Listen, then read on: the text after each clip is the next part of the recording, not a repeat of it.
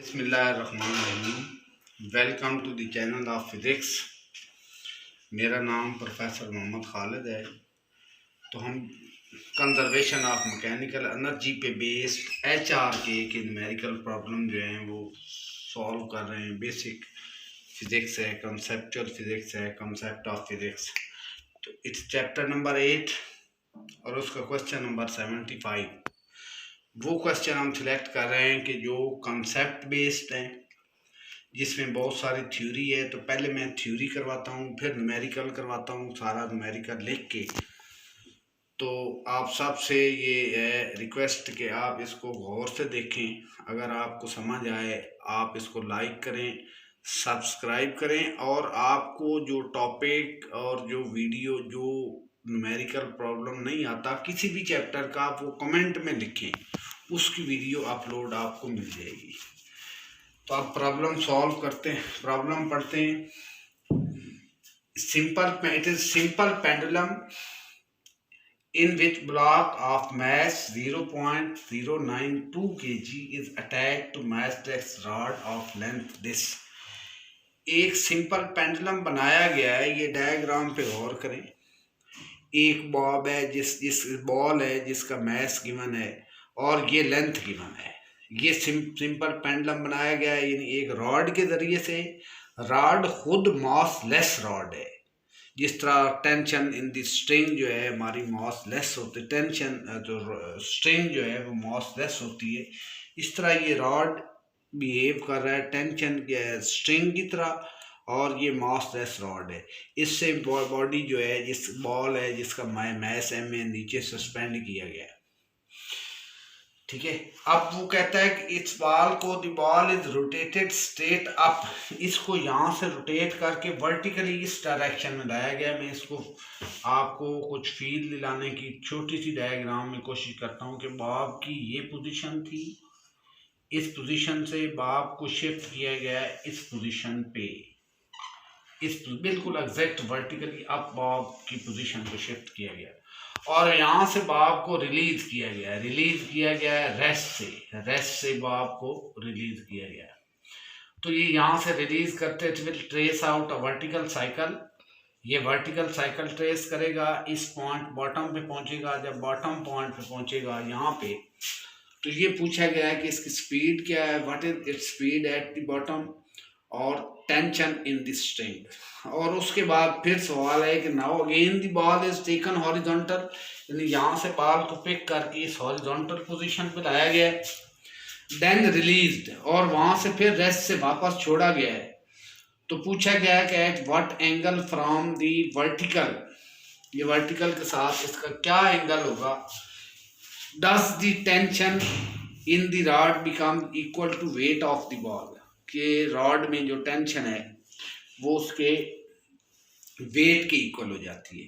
तो हम इसकी रेजोल्यूशन यहाँ पे, इसकी जो रेजोल्यूशन है सवाल को समझते हैं। सबसे पहले होता है इसमें फोर्सेस कौन सी एक्ट कर रही हैं। इसमें क्लियरली लग रहा है कि दो फोर्सेस एक्ट कर रही हैं।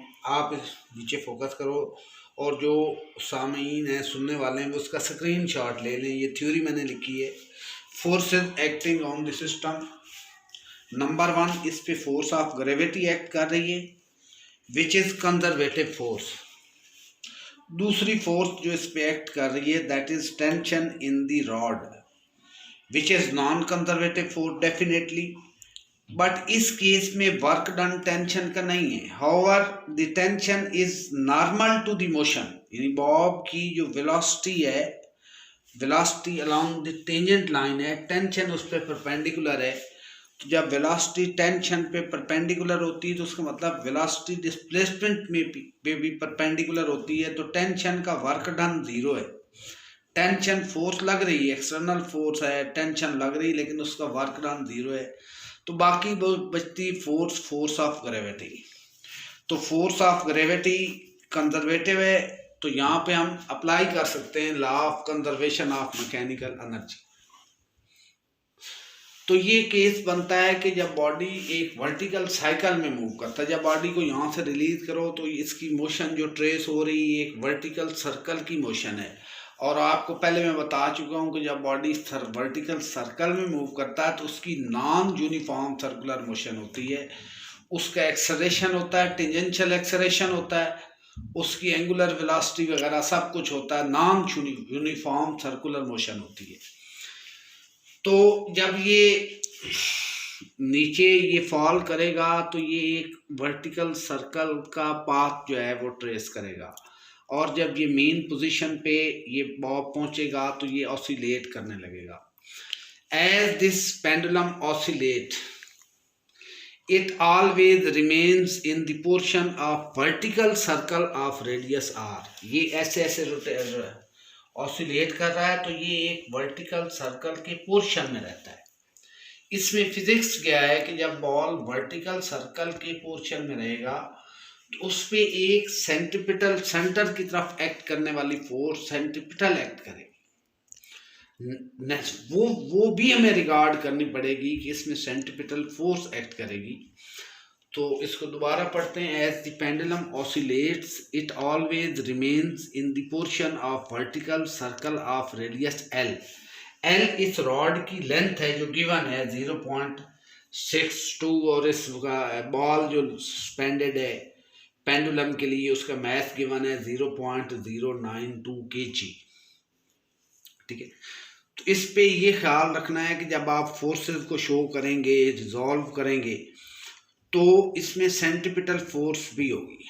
अब हम क्या करते हैं, इनिशियली बॉल जो है ये यहाँ पे इक्विलिब्रियम पोजीशन पे है, इसको यहाँ से वेलोसिटी इंपॉर्ट की VA, इसको ये सारी चीज़ें यहाँ पे लिखी हुई हैं, आपने सिर्फ समझना है और बाद में इसका स्क्रीनशॉट ले लेना है। हम इसको फोकस करेंगे, आप इसका स्क्रीनशॉट ले लेंगे कि ये बॉल है, यहाँ पे MS का इसको किक किया गया है, इनिशियल वेलोसिटी दी गई VA, और ये यहाँ पे इस पोजीशन पे आ गया, न्यू पोजीशन पे थोड़ा हाइट ऊपर उठ गया, और मोमेंटरली यहाँ पे ये बॉल जो है रेस्ट पे है।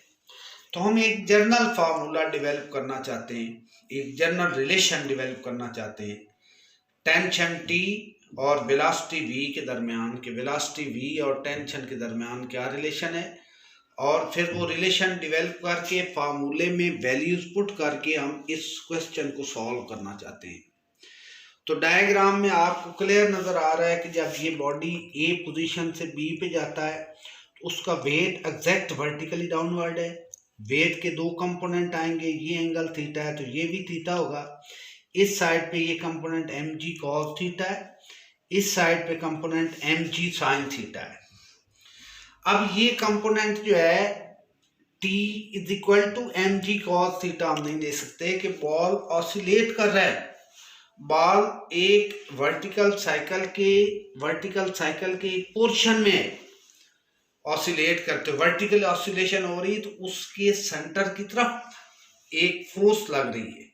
यानी हमें ये रिगार्ड करना पड़ेगा जब हम फोर्सेस को रिजॉल्व करेंगे, इसको जर्नलाइज करेंगे, तो ये net resultant force T minus mg cos theta is equal to centripetal force. कि बॉल जो है, ये याद रहे कि ये जो बॉल है ये वर्टिकल सर्कल के पोर्शन में रहता है तो इस पे सेंट्रिपिटल फोर्स एक्ट करती है। जब इस पॉइंट पे हम फोर्सेस को देखते हैं तो ये T नेट फोर्स, चूंकि बॉडी सेंट्रिपिटल फोर्स की डायरेक्शन इनवर्ड है टुवर्ड द पॉइंट O है, तो यहाँ पे हम फोर्सेस को जब रिजॉल्व हमने की तो T माइनस mg के T की तरफ नेट फोर्स है तो T पहले आएगा, T minus mg cos theta is equal to mv square over r। ये डायग्राम से ये T का जनरल रिलेशन है, यानी T किसी भी पॉइंट पे आप tension in the rod find करना चाहते हैं तो ये टेंशन डिपेंड कर रही है V पे, थीटा पे। आपको V की वैल्यू को पता हो, थीटा की वैल्यू को पता हो, आप T की वैल्यू को फाइंड कर सकते हैं। अब आप यहाँ से हम आपको ये चीज़ बताऊंगा मैं आपको कि जब यही बाब यहाँ पे था, ये देखो ये थीटा वर्टिकल के साथ एंगल है, जब यही बॉब यहाँ A पोजीशन पे था तो थीटा वैल्यू 0 हो जाती है, तो यहाँ cos 0 पुट करें 1 हो जाता है। T minus mg is equal to mv square over r। तो ये एक जनरल रिलेशन है टेंशन इन द रॉड या tension in the string, rod की जगह जहाँ पे अगर स्ट्रिंग हो तो उसका ये जनरल रिलेशन है। अब हम वेलोसिटी फाइंड करते हैं इन दो पॉइंट्स के दरमियान। Law of conservation of energy, principle of mechanical energy apply करते हैं पॉइंट ए और बी के दरमियान के। पॉइंट ए की वेलोसिटी क्या है और उस पॉइंट ए की वेलोसिटी को फिर जनरलाइज कर देंगे कि सब पॉइंट्स, किसी पॉइंट की वेलोसिटी आप फाइंड करना चाहते हैं तो उसका ये फार्मूला है। तो law of conservation of energy हम लगाना चाहते हैं, kinetic energy at point A plus potential energy at point A is equal to kinetic energy at point B plus potential energy at point B. यहाँ गौर करना है कि आपने यहाँ पे इसको वेलोसिटी दी है, इंपोर्ट की है वी ए, तो इसकी kinetic energy half M V A square होगी। और इस लेवल को अपने zero potential energy level consider किया है, इसके बॉब को, तो इसकी पोटेंशियल एनर्जी जीरो है। अब काइनेटिक एनर्जी बी, अब काइनेटिक इस बॉब को जब आप मूव करके यहाँ पे ले ले, टेम्परेरी मोमेंटरली ये बॉडी रेस्ट पे आ गया, किसने वापस आना है, बैक एंड फोर्थ मोशन होनी। तो इस पॉइंट पे इसकी काइनेटिक एनर्जी शॉर्ट टाइम के लिए जीरो हुई। और ये पोटेंशियल एनर्जी हमने फाइंड करनी है इस पॉइंट पोजीशन बी पे, इस बॉल जिसका मैस एम है, M G H, potential energy होती है एम जी एच। ये इतनी, ये जीरो लेवल है, जीरो लेवल से ये इतनी हाइट पे ऊपर आया है। ये टोटल लेंथ एल, ये टोटल लेंथ भी L, that is the length of the rod. तो ये देखिए ये राइट एंगल ट्राइंगल है, अगर ये एंगल थीटा है तो इतनी लेंथ ओ ए लेंथ एल कॉस थीटा है। ओ ए लेंथ जो है ये आपकी है एल कॉस थीटा, इसको मैं क्लियर करके लिख देता हूं, that is L cos theta. तो टोटल लेंथ ये एल है, ये रिमेनिंग लेंथ कितनी होगी, L minus L cos theta. तो हाइट एच की जगह पे यहाँ पे आ जाएगा L minus L cos theta, यहाँ से एल हमने कॉमन ले लिया, L into one minus cos theta. तो ये देख रहे हैं कि ये जीरो है, एम इस साइड से कैंसिल आउट हो जाता है, इस साइड से भी एम की वैल्यू कैंसिल आउट हो जाती है, और हमारे पास बी ए, अभी तो ये बी ए ये पॉइंट है, वैसे ये कोई पॉइंट भी हो सकता है, बी ए के अलावा बी भी कोई पॉइंट भी हो सकता है। ये बी ए का स्क्वायर आ जाता है 2gl1 माइनस कॉस थीटा। अब हमें कहा गया है कि आपने वेलोसिटी बॉटम पे फाइंड करनी है, इसलिए हमने बी ए के लिए law of conservation of mechanical energy apply करने किया है, वरना आप law of conservation of mechanical energy कहीं पे भी कहीं दो पॉइंट्स के दरमियान अप्लाई कर सकते। Now velocity at the lowest point when ball is released, तो बॉल को रिलीज किया गया है बॉटम से, यहां से बॉल को रिलीज किया गया है, ये वर्टिकल साइकिल ट्रेस करता हुआ बॉटम पे आया, ठीक है। तो वहां पे बॉल को रिलीज किया गया है, तो ये एंगल अब यहाँ पे था, ये जो एंगल है ये चेंज होते होते अब यहाँ पे पहुंच गया, यानी थीटा की वैल्यू अब जब बॉल वर्टिकल पे पहुंच गया थीटा 180 हो गया, यानी ये एंगल तो इस साइड से है, इस साइड से मेजर कर रहे हैं, और जब आपने इस बॉल को किक किया और वर्टिकल से पहुंच गया तो वहां पे पहुंचा तो ये थीटा की वैल्यू 180 हो गई।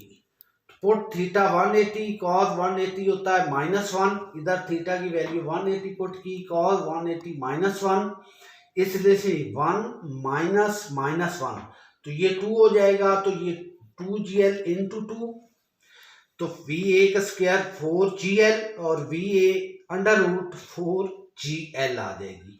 अब बस वैल्यूज पुट करनी है, 4g की वैल्यू 9.8 और length of the rod given है 0.62 और इसका स्क्वायर रूट लेंगे तो वेलोसिटी जो ए पॉइंट पे, बॉटम पॉइंट पे उसकी जो वेलोसिटी आएगी वो 4.9 मीटर पर सेकंड स्क्वायर।